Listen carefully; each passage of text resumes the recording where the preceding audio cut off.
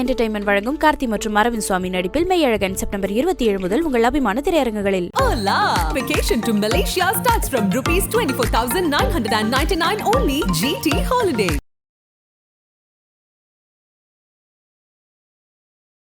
ஐக்கிய தேசிய கட்சி உடைந்தது அப்படின்பது அனுரகுமார திஸ்ஸநாயக்கவினுடைய ஜனாதிபதி பதவிக்கு வழிவிட்டது அப்படின்னு எடுத்துக்கலாம். அது ஒரு சின்ன காரணம், அது ஒரு காரணம் தான். முக்கியமா வழிவிட்டு அரகலை சஜித்துக்கு ஒரு பின்னடைவு அப்படின்ற ஒரு விஷயத்துக்கான முக்கியமான காரணம் என்னவா இருக்கும்னு நினைக்கிறீங்க? ஒரு பரம்பரை இதை வச்சு தான் அவர் பதவியில் இருந்தவரை ஒழிய பெரிய அளவில் பிரேமதாசா மாதிரி கிரவுண்ட் நிலத்தில் இறங்கி வேலை செய்தவர் இல்லை. எனக்கு ஒரு சந்தேகம் இருக்கு, எதிரிக்கு எதிரி நண்பர்ன்ற முறையில் ஏதோ ஒரு உறவு ஆரம்பிக்கிறது தான் வாய்ப்பு இருக்குன்னு நான் நினைக்கிறேன். அப்போ ரணிலும் அனுரகுமார திஸ்ஸநாயக்க இணைவதற்கான வாய்ப்புகள் ஏதாவது இணைவதற்கான இப்பவும் அமெரிக்கா மேற்கு நாடுகளுக்கு ப்ரெஷ் பண்ணினா சஜித்தையும் ரணிலையும் ஒன்று சேர்க்க முடியும். சஜித் பிரேமதாசா இந்தியாவினுடைய சப்போர்ட்ல இருந்தார் அப்படின்னு சொல்லி இல்ல, அவர் பேசிக்கா மேற்கு நாடுகளுடைய ஆள் தான். Premadasa anti Indian, Premadasa anti Indian, ஒரு பிரேமதாச மகன் இந்தியாவை யூஸ் பண்ண பார்த்தவர். அனுரகுமார திஸ்ஸநாயக்காவை பொறுத்த வரைக்கும் அவர் சீனாவினுடைய மிகவும் சப்போர்ட் ஆனவர் அப்படின்ற ஒரு கருத்துருவாக்கம் இருக்கு.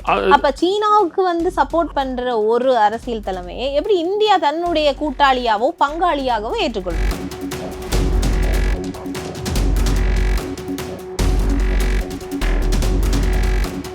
ஐபிசி நேயர்களுக்கு இனிமையான நேரத்து வணக்கங்கள். நடந்து முடிந்த இலங்கையினுடைய ஜனாதிபதி தேர்தல் 2024 தேர்தலில் ஜனாதிபதியாக இருக்கிறார் அனுரகுமார திஸ்ஸநாயக்க.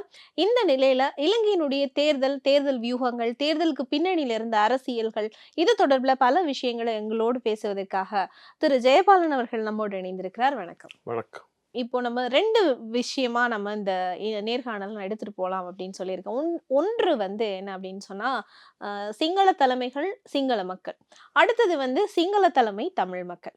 இந்த மாதிரி ரெண்டு பிரிவா கூட நம்ம இந்த நேர்காணலை பிரிக்கலாம். முதலாவது சிங்கள தலைமைகள் சிங்கள மக்கள் அப்படின்ற ஒரு அடிப்படையில அனுரகுமார திஸ்ஸநாயக்கா, அதாவது வெறும் 3 வாக்கு சதவீதத்திலிருந்து இன்றைக்கு இந்த தேர்தலில் கிட்டத்தட்ட 42% வாக்குகளை பெற்று ஜனாதிபதி அப்படின்ற ஒரு அந்தஸ்தை பெற்றிருக்கிறார். இதே போல அறுதி பெரும்பான்மை பெற்றிருந்த ராஜபக்ஷ குடும்பம் வெறும் 3% வாக்குகளோடு பின்தங்கி இருக்கிறது. இதை நீங்க எப்படி பாக்குறீங்க? முதல்ல நான் சஜித் ரணில் அனுரா பற்றி பேச முந்தி அனுரகுமார திஸ்ஸநாயக்க அவர்களுக்கு என்னுடைய வாழ்த்துக்களை சொல்ல விரும்புகிறேன். ஏன்னா நான் யாழ்ப்பாண பல்கலைக்கழக ஸ்டூடெண்ட் யூனியனில் இருந்த ஒரு கொஞ்ச காலத்துக்கு பிறகு இந்த யாழ்ப்பாண பல்கலை பீரியடு பிறகு ஒரு பல்கலைக்கழகம் என்று பண்ணேன். நான் 71ஆம் ஆண்டு கிளர்ச்சியின் போது அவர் சிறு பையன். அவர் 71ஆம் ஆண்டு கிளர்ச்சியை பற்றி நான் எழுதின கவிதை ஒன்று ஜேவிபி பிடித்த கவிதை. அவர் தங்களுடைய பெம்லெட் சுவரொட்டிகள் எல்லாம் அதை பயன்படுத்தியிருக்கணும். ஏன்னா நிறைய பேரை கொன்று புதைச்ச சிங்கள இளைஞர்களை கொன்று புதைச்ச அந்த கிளர்ச்சியின் போது என்னுடைய கவிதை எப்படி முடியுது? அந்த கவிதை என்ன? எங்கள் கிராமங்கள் மண் வளம் நிறைந்தவை, எதை புதைத்தாலும் தோப்பாய் நிறையும். நிறைய சிங்கள இளைஞர்களையும் பெண்களையும் கொன்று புதைச்சது அந்த மண்ணில், அது ஒரு நாளைக்கு தோப்பாய் நிறையும் என்ற ஒரு ப்ரெடிக்ஷனை தான் நான் பாடியிருந்தேன். அந்த கவிதை பெரிய கவிதை, அந்த கடைசி எப்படி தான் முடியுது. இதை அவர்கள் தங்களோட பேம்லெட்டில் பாவிச்சிருக்கணும். இப்போவும் யாரோ கூட பேசிக்கல எங்களை புதைக்க நினைக்கணும் நாங்கள் விதை என்று தெரியாமல் என்று சொல்லி அடிக்கடி சொல்கிறத பார்த்துப்பீங்க. அந்த வகையில் எனக்கு அவர் ஒரு பரீட்சமானவர்தான். தனிப்பட்ட முறையில் நாகரிகமானவர். அரசியல் ரீதியாக அவருடைய சில இதுகளில் நான் அப்ரிசியேட் பண்ணுற நேரம் சில இதுகளை நான் விமர்சிக்கிறேன். குறிப்பாக தமிழர் தொடர்பாக நிலைப்பாடுகள் தொடர்பான விமர்சனங்கள் எனக்கு இருக்குது. தமிழ் மக்கள் அவருக்கு ஒரு சந்தர்ப்பத்தை கொடுக்க ஒரு 3-4 மந்த்ஸ் என்றாலும் வெயிட் பண்ணணும். அவர் என்ன தமிழர்களை பற்றி என்ன முடிவுகள் எடுக்கிறார்கள் என்றதை அவருடைய நடத்தையிலேருந்து பார்க்க வேணுமே ஒழிய எங்களுக்கு முன்கூட்டி இருக்கிற தீர்மானங்கள் இருக்கு. முன்கூட்டின அனுபவங்கள், தீர்மானங்கள் இருக்கு. ஆனா அதுகள் கடந்த கால வரலாறுகள் இப்போ ஒரு சொல்லின் வரலாறு என்றாலே அதனுடைய வரலாறை ஒரு சொல்லின் தெளிவு அப்படின்னு போதே அதனுடைய வரலாறு அறிஞ்சு கொள்ளணும் அப்படின்னு தமிழ்ல சொல்லுவாங்க. அப்படி இருக்கிற பட்சத்துல வந்து கடந்த கால அனுபவங்கள் அப்படின்பது தமிழர்களுக்கு அனுரகுமார திசாநாயக்கா, அதாவது இலங்கையினுடைய மாண்புமிகு ஜனாதிபதி அனுரகுமார திசாநாயக்கா தொடர்புல இருக்குது இல்லையா? ஆமா. அவர் பல இடங்கள்ல வந்து முரண்பட்டு இருக்கிறார் இல்லையா? இப்ப நாங்க ஆமாமா. தமிழர் தரப்புக்கான சில விஷயங்கள் ஒரு விஷயத்தோடு குறிப்பாக சொல்லப்போனால் இது அடிக்கடி வந்து மூத்த அரசியல்வாதிகளாலோ அல்லது மூத்த பத்திரிகையாளர்களாலோ கூட இலங்கை இல்ல பத்திரிகையாளர்களாலோ நாங்களே பேசப்படுற ஒரு விஷயம். உங்களுக்கே தெரியும். நீங்க கூட நானே வேலை இத பத்தி செய்திருப்பீங்க. அதாவது சுனாமி உன்னுடைய அந்த பகிர்வு, அந்த பொருட்கள பகிர்றது தொடர்புல சந்திரிகா அம்மையார்களும், விடுதலை புலிகளும் இணைந்து ஒரு விஷயத்த வந்து நடத்தும்போது, அனுரகுமார திசாநாயக்கா அதுக்கு மறுப்பு தெரிவித்தார். நீங்க அந்த அந்த குறித்த அந்த இயக்கத்தை நீங்க வந்து ஆதரிக்கிற மாரி ஒரு நிலைப்பாட்டுக்கு வந்துரும்னு அவர் வந்து மறுப்பு தெரிவித்து வெளியில் போனாருன்னு. அந்த ஆமா. இடத்துல நீங்களும் அதனால இருந்திருப்பீங்க. அதனால தான் இப்ப நானும் இந்த விஷயங்கள எதிர்த்தேனா, அதனால தான் நான் கூறினான், ஒரு கொஞ்ச காலம் வெயிட் பண்ணி பார்க்கணும் நாங்கள். ஏனென்றா அவருக்கு இப்ப வந்து அவர் பதவிக்கு வந்திருக்கிறார். ஆ மிகவும் குறைந்த வாக்காளர் ரணிலும், சஜித்தும் வந்து நீ பிரசிடென்ட் நான் பிரதமர் என்று இணைந்திருந்தா, அவரு ச ச ச அந்த கேண்டிடேட் வென்றிருப்பினார். ஏன்டா ரணிலுடையும் சஜித்துடையும் வாக்குகளை கூட்டினா இவருடைய வாக்களை விட கூட வருது. 50% 50% வருது. அதாவது ஐக்கிய தேசிய கட்சி உடைந்தது அப்படின்பது அனுரகுமார திசாநாயக்காவினுடைய ஜனாதிபதி பதவிக்கு வழிவிட்டது அப்படின்னு இல்ல, நம்ம இல்ல. எடுத்துக்கொள்ளலாம். அது மட்டும் அது ஒரு சின்ன காரணம். அது ஒரு காரணம் தான். முக்கியமா வழிவிட்டு வந்து அறகலை. அறகலை வந்து அமெரிக்கால ஃபண்ட் பண்ணது, அறகலை வளர்த்து விட்டது அண்டது இருக்குன்னா, உடனடியா அது ரணில பதவி கொண்டு வரதுக்காக மாணவர் கிளர்ச்சிய வந்து பெரிசாக்குனதுல சில என்ஜிஓக்கள கூட அமெரிக்கா ஃபண்ட் பண்ணதெல்லாம் இதா இருக்கு. ஆனா, அந்த அறகலை மாணவர் கிளர்ச்சிய பயன்படுத்தி ப பதவிக்கு வந்த ரணில், அந்த மாணவர்கள வந்து அரசுக்குள்ள இணைக்கிறது, மாணவர்கள அரசு பதவிகள நியமிக்கிறது, சலுகை வழங்க அப்படி எதுவும் செய்யவும் அப்ப இல்ல. அரசியல் ரீதியில ஓ! அவர் அமெரிக்காவையும் நம்பிட்டாரா இல்ல ரணில்? ஒரு 1 மினிட். ஒரு அமைப்பு ரீதியா அறக்கலையா அவர் அறக்கலையில இருந்த மாணவர்கள அரசோட இணைச்சுக் கொள்ளல. அரசோடயோ கட்சியோட இணைச்சுக் கொள்ளல. ஆனா, அறக்கலையில பங்கு பெற்றின அ ஜேவிபிஎஸ் வந்து அறக்கலை மாணவர் கிள மாணவர் இந்த கிளர்ச்சி செய்த இந்த மாணவர்கள அமைப்பு ரீதியா தங்களுடைய கட்சிக்குள்ள இணைத்திருக்கணும். இதுதான் கடந்த ஜனாதிபதி தேர்தல்ல அவர் ம மிக குறைஞ்ச வாக்கு வீதம் பெற்றவர் வந்து திடீரென்று ஒரு 40% நா 38% அதிகரிக்கிறதுக்கு அடிப்படையான காரணம் வந்து இந்த அறக்கலை மாணவர்கள வந்து யாரும் கண்டுகொள்ளல பிறகு. இவ வந்து அமைப்பு ரீதியா அவர்கள வென்றெடுத்திருக்கணும்.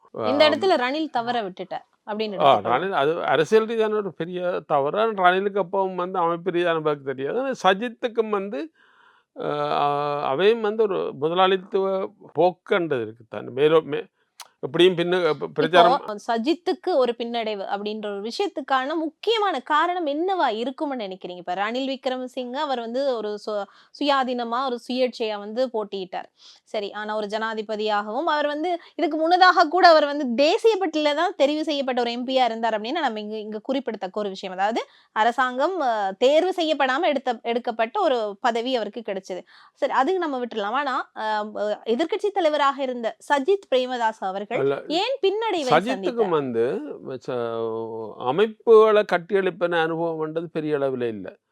அ சஜித்தின் தகப்பன் உடைய தகப்பன் வந்து ஒரு ஒரு வயலன்ட்டான அதே நேரத்தில அ ம அமைப்புகள ரீதியா மக்கள கட்டி ஒரு கிளர்ச்சிக்கு எழுப்பக்கூடிய, வாக்குகள பெறக்கூடிய அளவு செயல்பாட்டாளர், அரசியல் செயல்பாட்டாளர். இவர் வந்து வாரிசு அரசியல்ல வந்தவர் தான். வாரிசு அரசியல் வந்து தென்னாசியா முழுதிலே வந்து 3வது தலைமுறை மிகவும் நெருக்கடிக்கப்பட்டிருக்கு.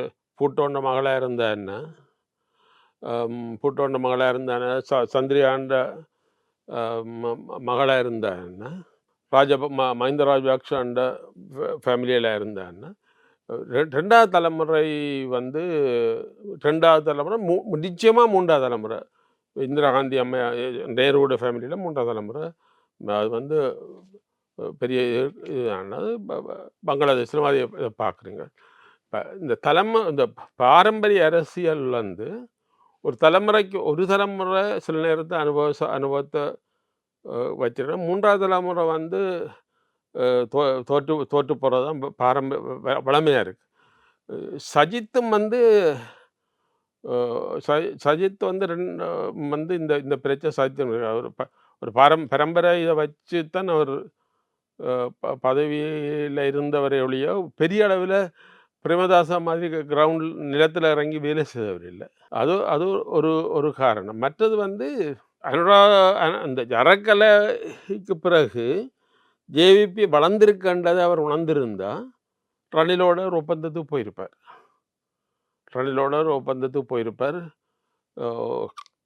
ஒருத்தர் பிரதமர், ஒருத்தர் ஜனாதிபதியான்னு தந்திருக்கணும். அவருக்கு அந்த அந்த அந்த அதுவும் அவர் உணர இல்லை. எனக்கு ஒரு சந்தேகம் இருக்குது.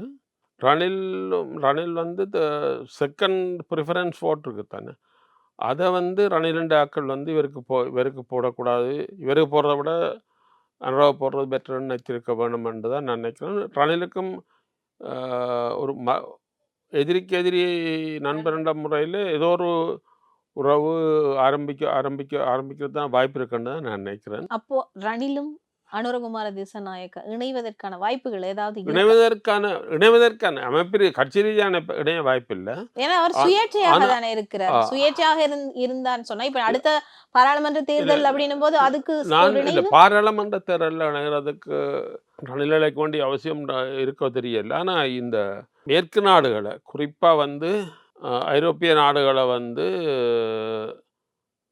ஐரோப்பியர்களோட வந்து நல்லுறவை ஏற்படுத்த வேண்டுமென்றதை அவர் தானே ஒத்துக்கொண்டிருக்கிறார். மேற்கு நாடுகளோட நல்லுறவு ஏற்படுத்த வேண்டும் என்றதை குறிப்பாக ஐரோப்பிய ஒன்றியத்தோட. ஏனெண்டா இப்போ ரணில் வந்து ஸ்ரீலங்கன் எக்கானமியை வந்து காப்பாற்றினதில் ரணிலுக்கு ஒரு பெரிய பங்கு இருக்குது. இருக்கிற பிரச்சனை வந்து மேற்கு நாடுகளுடைய கடன் பெரிய அளவில் கடன் பெற்றுக்கணும். சீனா, இந்தியா கடன் பெற்றது மட்டுமல்லாமல் பொருளாதார கொள்கைகளையும் வந்து ரணில் மேற்கு நாடுகளுடைய பொருளாதார கொள்கையில தான் இதன்றது. அதால் தான் வரி உயர்வுகள் அந்த பிரச்சனைகள் வந்து கட்டுமீறி போனது. இதே சிக்கல் வந்து இந்த எக்கனமி இப்படி தொடராமல் ஒரு அதிரடி மாற்றங்களை செய்கிறதுக்கான வாய்ப்புகள் மிச்சம் குறைவு. ஒரு சில மாற்றங்களை செய்யலாம். ஒரு அரிசி, பருப்பு அப்படி அத்தியாவசிய பொருட்கள் சில இதில் விலையை குறைக்கிறாங்களே பெரிய அளவில் மாற்றங்களை செய்கிற வாய்ப்புகள் இல்லை. அப்படி மாற்றங்களை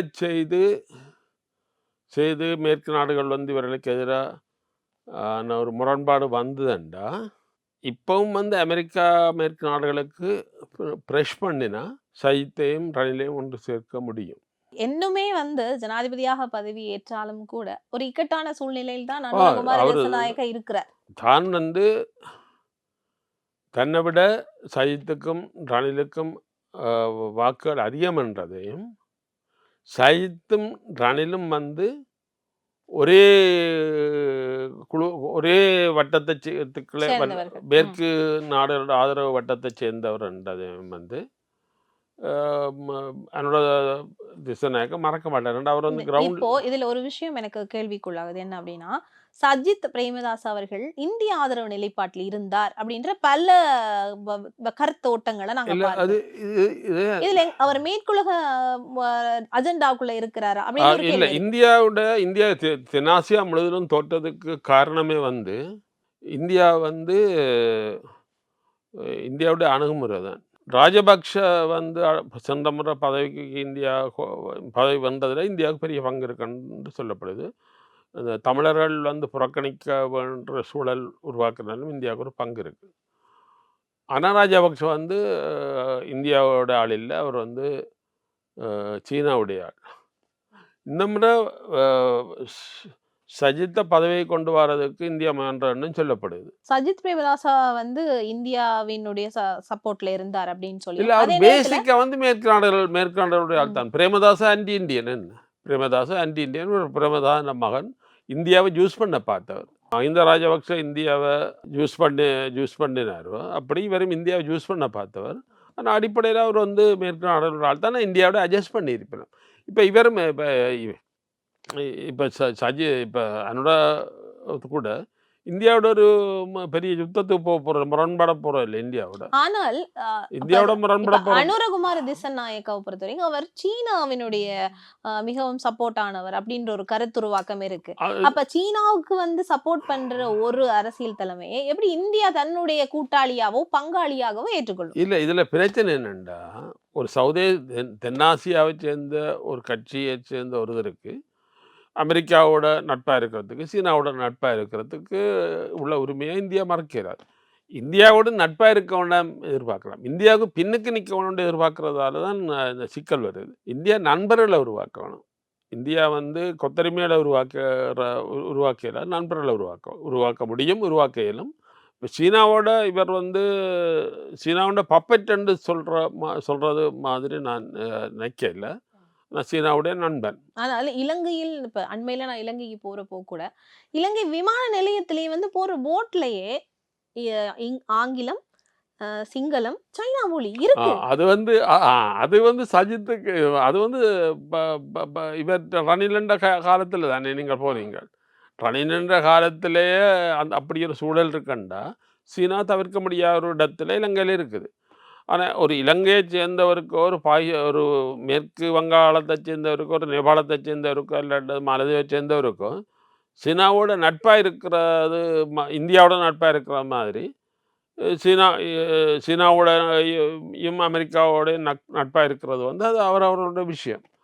இந்தியா வந்து தானும் தன்னுடைய நட்பை பலப்படுத்துகிற முயற்சியில் ஈடுபடுறதுக்கு பதிலாக மற்றவர்களோட நட்பாக இருக்கக்கூடாதுன்ற இதை அழுத்தினா அது வந்து ஒரு பெரிய ராஜேந்திர வெற்றியை தராது. இப்ப இந்த இடத்துல நம்ம இன்னொரு என்ன இது இவரே சீன ஆதரவாளர் சொல்லப்படுறவரே வந்து இந்தியான முக்கியத்துவத்தை வந்து தவிர்க்க முடியல. அவர் வந்த உடனே சொல்லி இந்தியாவோட தான் ஒர்க் பண்ணுவேன். ஆனால் ஒரு விஷயம் சொல்லியிருக்கிறவர் தான் இந்தியாவுக்கும் சீனாவுக்கும் நடுவில் சிக்க மாட்டேன், இந்தியாவுக்கும் சீனாவுக்கும் நடுவில் சாண்ட்விச் பண்ணப்பட மாட்டேன். இப்போ இந்தியாவை சீனாவை தன்னை வந்து மூடையிலான்னு சொல்லியிருக்கிறார். இப்போ ஒரு சர்வதேச தலைவர் அப்படித்தான் இருக்கலாம். இந்தியாவினுடைய பிரதம மந்திரியும் அவருடைய பதவியேற்ற உடனே வந்து ஒரு வாழ்த்து செய்தி அனுப்ப அவர் அதுக்கு நன்றி சொல்ல இப்படியான சில விஷயங்களே நம்ம வந்து ஆரம்பத்திலேயே பார்க்கிறோம். இல்லை இந்தியாவை தவிர்க்க இயலாது, அதே மாதிரி சீனாவையும் தவிர்க்கிறாது. அப்போ ஒரு டெமோக்ராட்டிக்காக வந்து இந்தியாவுக்கு எதிரான நடவடிக்கைகளில் இவர் ஈடுபடக்கூடாதுங்கிறத வந்து ஒரு டெமோக்ராட்டிக்காக வந்து இலங்கைக்கு மக்களுக்கும் இலங்கை அரசியல்வாதிகளுக்கும் உணர வைக்கிற ஒரு கடமை இந்தியாவுக்கு இருக்குது. ஆனால் சீனாவோட நட்பாக இருக்கிறத எதிரியாக நினைக்கிறது இருக்குது தானே. அப்படி ஒரு டிப்ளமசி செய்கிறாது. இந்தியான டிப்ளமசின்ற ஃபெயிலியர்ன்ற காரணம் அதுதான். இந்தியா வந்து என்ன அப்படி இல்லாட்டி சீனாவை முதலெதிரியாக கருதினா நீங்கள் வந்து அமெரிக்காவோட வந்து ஒரு அண்டர்ஸ்டாண்டிங் போகணும். இந்தியா ஒரு அண்டர்ஸ்டாண்டிங் போகணும். இப்போ என்னென்னா இந்த முதலெதிரின்னு சீனா கருதி ஒரு சீனாவோட சதுரங்கம் ஆடுறதா இருந்தால் 2 பேர் தான் இருந்து ஆடலாம் சதுரங்கம். அப்போ அமெரிக்கா 3வது ஆளாக சதுரங்கம் ஆடுற சூழல் இருக்குது. இப்போ சூழல் இருக்குது. அப்போ இது முதலெதிரியாக நீங்கள் சீனாவை கோண வேண்டாம்னா நீங்கள் வந்து அமெரிக்காவோட தான் நீங்கள் உறவை பலப்படுத்தணும். இல்லை அமெரிக்கா வந்து இந்தியாவோட உள்ள உறவை பலப்படுத்தணும். அமெரிக்கா தனித்தனியாக உள்ள மேற்காசிய நாடுகளை அளவுக்கு கொஞ்சம் ப்ரெஷ் பண்ணுறது வந்து பயன்படாது. அமெரிக்காவுக்கும் பயன்படாது, சீனாவுக்கு தான் பயன்படும். அமெரிக்கா மேற்காசிய நாடுகளை ப்ரெஷ் பண்ணிடுறதும் இப்போ பாகிஸ்தானை வந்து அமெரிக்கா வந்து அளவுக்கு கொஞ்சம் ப்ரெஷ் பண்ணிச்சுது. ஒரு கொத்தரிமை மாதிரி வச்சுருக்க பார்த்து அது வந்து சீனாவுக்கு தான் லாபம் போச்சு. பாகிஸ்தான் சீனாவுக்கு பின்னுக்கு போச்சு. இப்போ ப்ரெஷ் பண்ணுறதன் மூலம் ஒரு ரீஜனில் உள்ள அரசுகளை கனகாலத்துக்கு கட்டுப்படுத்திடாது. நட்பை கட்டியெழுப்புறதன் மூலமும் மற்ற பாரம்பரிய உறவுகள் கூட தமிழர்கள் இந்தியாவுக்கு இலங்கையில் என்னோட அடுத்த கேள்வி இப்பதான் இருந்தது. நீங்க பாரம்பரிய point க்கு உறவுகளை வந்துட்டீங்க. கட்டியெழுப்புறதுனா அதாவது தமிழர்கள் தமிழர்களை பலப்படுத்தி தமிழர்களுடைய நம்பிக்கையை பெற்று இலங்கையில ஒரு மாற்றத்தை ஏற்படுத்தணுமே அப்படின்ற விஷயங்களை நீங்க நிறைய இடத்துல பதிவு செய்தீங்க. இதுக்கு முன்னதான நேர்காணல்கள் எல்லாம் நீங்க வந்து சொல்லியிருந்தீங்க. அதை இந்தியா வந்து தமிழர்களின் நலன்ல சில அக்கறைகளை கொண்டு அவர்களுடைய நம்பிக்கையை ஏற்படுத்தணும்ன்றது. அதாவது சிங்களவர்களுக்கும் இந்தியாவுக்கும் இடையில இருக்கிறது சோழர் காலத்து பகைன்றது வரைக்கும் நீங்க வந்து பதிவு செய்திருந்தீங்க. இந்த இடத்துல திருப்பி இந்த தேர்தல்ல முற்றுமுழுதாக வந்து இந்தியாவினுடைய வகிபாகம் என்றது சிங்கள தலைமைகளை நோக்கித்தான் இருந்ததாக செய்திகள் வாயிலாக நான் படித்து தெரிஞ்சு கொண்டேன். இதுக்கான காரணம் முன்னர் வைக்கப்பட்ட குற்றச்சாட்டு மைந்தா வெற்றி அடைய செய்யறதுக்காக தமிழர்களை தேர்தலை பகிஷ்கரிக்க சொல்லி ஒரு சூழலை உருவாக்குற குற்றச்சாட்டு இருந்தது. இப்போ வைக்கப்பட்ட குற்றச்சாட்டு சஜித்துக்கு ஆதரிக்க சொல்லி தமிழர்களை ஆதரவு செய்ய சொல்லி இந்தியா ப்ரெஷ் பண்ணு சொல்லி அதன் அடிப்படையில் தான் சுமந்திரன் ஒர்க் பண்ணான். சுமந்திரன் வந்து கொஞ்சம் ஓவராக ப்ளே பண்ணிட்டார். அது வந்து இந்தியாவுக்கும் நல்லதில்லை, சஜித்துக்கும் நல்லதில்லாமல் போயிட்டுது. ஏன்னா சுமந்திரன் ஓவராக ப்ளே பண்ணதால தான் தமிழருக்கு எதிராக தமிழருடைய கையோங்கிருமன்ற பயத்திலையும் அனுராவுக்கு வாக்குகள் திரும்பி இருக்கு. சுமந்திரன் வந்து ஸ்ரீதரன் ஆக்கள் வந்து கொஞ்சம் இருந்து ஒரு கட்சி கட்டுப்பாடு இருந்த மாதிரி சுதந்திரன் இருந்திருந்தா சிங்களஸ் வந்து ஓட்ஸ் தீவிர சிங்கள யுஎன்பி சார்பாக வந்து தீவிர சிங்கள ஆக்களுக்குள்ள ஒரு பகுதி யுஎன்பி சார்பாக இருந்தது. அந்த வாக்குகள் வந்து மாறி இருக்குன்னு நான் நினைக்கிறேன். மற்றது அறக்கலை வந்து அமைப்பு ரீதியாக வந்து ஜேபி கட்டியெழுப்பினது அவரோட வெற்றியின் ஒரு முக்கிய காரணமாக இருக்கு. சஜித் பிரேமதாஸ், அதாவது எதிர்கட்சி தலைவர், இலங்கையினுடைய முன்னாள் எதிர்கட்சி தலைவர், அவர் நம்ம எடுத்துக்கொண்டோம்னு சொன்னால் தமிழ் பகுதிகளில் வந்து அவருக்கு கணிசமான வாக்குகளில் நம்ம சிலது பார்க்க முடிந்தது. கூடுதலாக வந்து ரணில் விக்ரமசிங்கவுக்கும் கணிசமான வாக்குகள் இருந்தது. அதே நேரத்தில் சஜித் பிரேமதாசாவுக்கும் இருந்தது. அடுத்து வந்து நமது பொது வேட்பாளர் அரியநேந்திரன் அவர்களுக்கும் இருந்தது. இந்த தமிழ் பகுதிகளில் குறிப்பாக வந்து அனுரகுமார திசநாயக்கா இவர்கள் அனைவருக்குமே கீழே தான் இருந்தார். இது நம்ம அந்த வாக்கு சதவீத அடிப்படையில் நம்ம தேர்தல் முடிவுகளின் போது பார்க்கக்கூடியதாக இருந்தது. இந்த கட்டமைப்பு எதை காட்டுகிறது? டூரி என்டர்டைன்மெண்ட் வழங்கும் கார்த்தி மற்றும் அரவிந்த் சுவாமி நடிப்பில் மெய்யழகன் செப்டம்பர் 27 முதல் உங்கள் அபிமான திரையரங்குகளில். Hola! Vacation to Thailand starts from 19,999 only GT Holidays.